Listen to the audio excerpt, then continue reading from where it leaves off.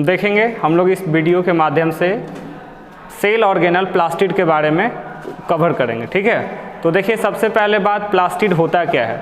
तो cell organ and organelle के बीच में डिफ्रेंशिएट बताए थे। ऑर्गेनल्स क्या होता है, सेल का कंपोनेंट होता है, जबकि ऑर्गन के बारे में बात करते हैं तो जो मल्टी सेलुलर ऑर्गेनिज्म है, जैसे हैंड, नोज, ईयर, टंग, ये सारा चीज़ हमारा ऑर्गन हो जाता है, ठीक है। तो कभी ये अचंभव वाला बात होता है, जैसे कि अगर हम बात करते हैं ये रोज है, ठीक है, इसका रेड कलर क्यों है, ठीक है ना। और इसका फिर आपको कलर से मतलब कि इसका वैरायटी कलर मिल जाएगा। अभी तो हाइब्रिडाइजेशन या क्रॉस ब्रीडिंग के कारण मल्टीपल कलर्स मिल जाता है ना। और अलग अलग कलर ऑफ रोज का आपको पता ही है क्या मकसद होता है ना। लाल वाला कौची रिप्रेजेंट करेगा, हरियर वाला कौची रिप्रेजेंट करेगा, करिया वाला क्या रिप्रेजेंट करता है, पता ना क्या क्या होता है, ये सब हमको जानकारी कम है। लेकिन हम सिर्फ ये बताएंगे कि ये जो कलर होता है ये कहाँ से आता है, इसके बारे में, ठीक है। तो देखिए प्लास्टिड एक ऐसा सेल ऑर्गेनल होता है जो सिर्फ और सिर्फ किस में पाया जाता है, तो प्लांट सेल में पाया जाता है। ये एब्सेंट होता है एनिमल सेल के केस में। अब यहाँ पे देखेंगे जो मेन क्या है इसके बारे में, थोड़ा सा कम टाइम में हम लोग इसको सीखने की कोशिश करते हैं। प्लास्टिड का 3 क्लासिफिकेशन होता है, आगे जाकर के हम लोग इसी में डिस्कस करेंगे। ल्यूकोप्लास्ट, क्रोमोप्लास्ट, क्लोरोप्लास्ट, ठीक है। तो सबसे पहले प्लास्टिड है क्या, ये देखो, it is the cell organelle only present in plant cell, है ना। एक ऐसा है सेल ऑर्गेनल, माने सेल का एक ऐसा अंग है जो सिर्फ और सिर्फ कहाँ पाया जाता है, तो प्लांट सेल में पाया जाता है। तो स्वाभाविक सी बात है कि एनिमल में एब्सेंट रहेगा। तो यहाँ नीचे मैंने मेंशन भी कर दिया, plastid are not present in animal cell, animal cell में ये नहीं पाया जाता है।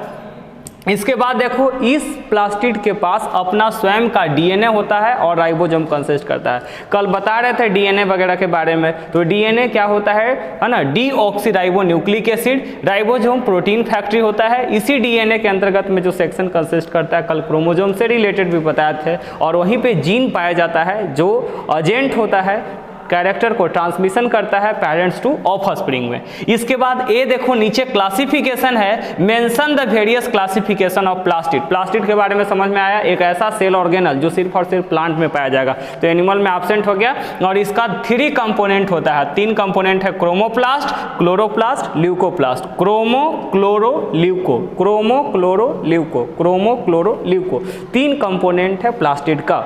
प्लांट सेल में पाया जाता है, एनिमल में एब्सेंट है, ठीक है।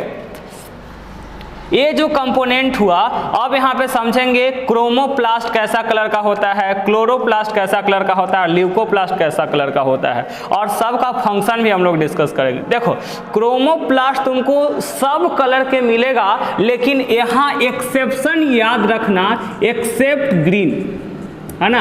अपवाद में ग्रीन होता है, एक ग्रीन कलर आपको नहीं मिलेगा, लेकिन सब कलर का मिलेगा, ये क्रोमोप्लास्ट। यहाँ पे देखो क्वेश्चन मैंने लिखा है, right a note on chromoplast. Chromoplast के बारे में बताइए। तो देखो it is the component of plastid जो रेडिश कलर में होता है। रेडिश ब्राउनिश से स्टार्ट होता है, रेडिश तक जाता है, लालधाऊ टाइप के, लाल टाइप के, रेड मतलब तो समझ रहे हैं ना। तो ये ब्राउनिश कलर से स्टार्ट होकर के रेडिश तक रहता है। और देखो it is irregular in shape, इसका कोई फिक्स शेप नहीं रहता है। जैसे मान लो कि फिक्स शेप करने का मतलब क्या हो गया, या तो ओवल रह सकता है ना, या रह सकता है क्या बोल सकते हैं, स्पिंडल टाइप का रह सकता है, रेक्टेंगुलर रह सकता है, स्फेरिकल रह सकता है। लेकिन यहाँ पे बता रहा है it is of irregular shape, मतलब आकार फिक्स नहीं है इसका। फिर देखो its main function is to provide colour to the organ to attract pollination. देखो ये क्या होता है, पॉलिनेटर लिखा हुआ है। पॉलिनेटर किसको कहेंगे ये समझो। देखो पॉलिनेशन जो होता है प्लांट के केस में, प्लांट के केस में पॉलिनेशन होता है। पॉलिनेशन किसको कहते हैं, transfer of pollen grain from male part of the plant to the female part, ठीक है ना।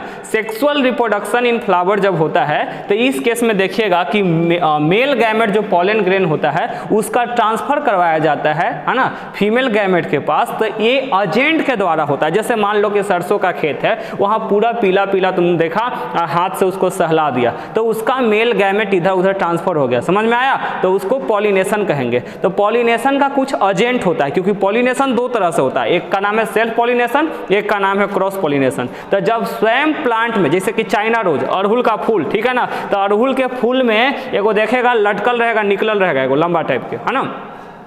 फिलामेंट जैसा स्ट्रक्चर, ठीक है ना, अड़हुल के फूल में नहीं, और उसके तरफ से चारों तरफ, ये सब तो पेटल्स कहा जाता है ये सबको, ठीक है ना। तो उसमें जो डायरेक्ट ट्यूब जैसा स्ट्रक्चर दिखता है वहाँ, ठीक है, किस केस में बताएं, हिबिस्कस में, यानी चाइना रोज जिसको अड़हुल का फूल कहते हैं, ठीक है।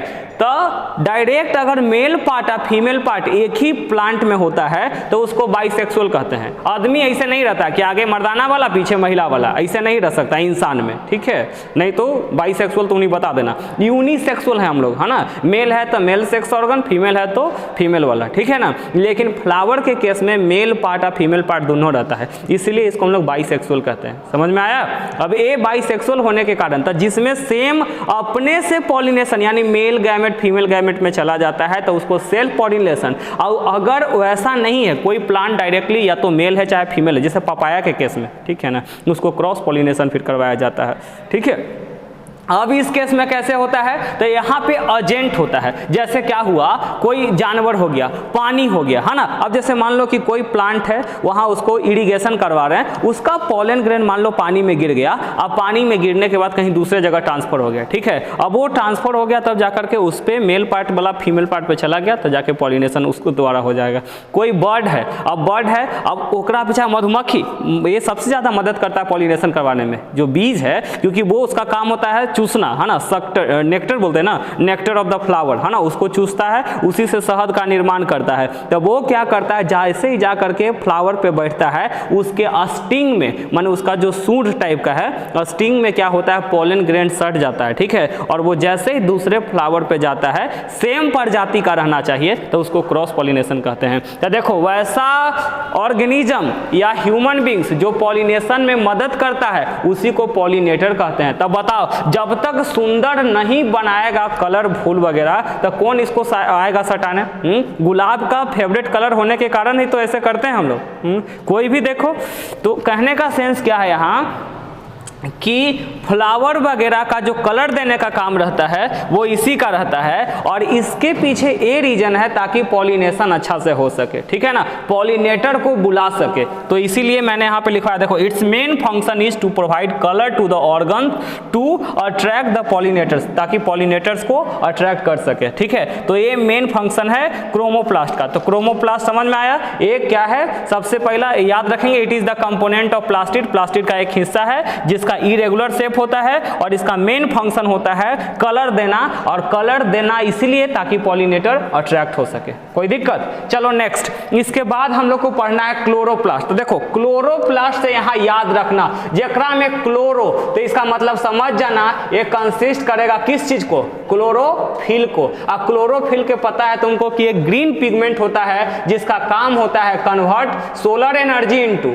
Chemical energy, solar to chemical energy. तो सोलर से केमिकल एनर्जी में कन्वर्ट करने का ये काम करता है। तो इसका मतलब क्या है कि जहां क्लोरोप्लास्ट है वो फोटोसिंथेसिस परफॉर्म करेगा। तो देखो, ये क्या है, chloroplast are the green plastid. इसका कलर कैसा रहता है, ग्रीन, क्योंकि ग्रीन पिगमेंट रखेगा तो वही तो इसका क्लोरोफिल से संबंध है, ठीक है। और it consist of chlorophyll, green plastid भी बताया ऊपर में कलर के बारे में। इसके बाद देखो, ये क्या कंसिस्ट करता है, क्लोरोफिल को। तो क्लोरोफिल जब है तो इसका मतलब ये क्या करेगा, तो फोटोसिंथेसिस करेगा। और इसका सेकंड नाम है कौची, किचन ऑफ द सेल, है ना, किचन ऑफ द सेल। तो किचन ऑफ द सेल किसको कहते हैं, क्लोरोप्लास्ट को कहते हैं, ठीक है ना। Chloroplast is known as kitchen of the cell because यहाँ फोटोसिंथेसिस का प्रोसेस होता है। या इसको क्वेश्चन को पूछा जा सकता है, name the site of photosynthesis in the क्या बोल सकते हैं, प्लांट। प्लांट में जो साइट है फोटोसिंथेसिस का उसको क्लोरोप्लास्ट ही कहते हैं, ठीक है। इसके बाद फाइनल है हमारा ल्यूकोप्लास्ट। ल्यूकोप्लास्ट क्या है,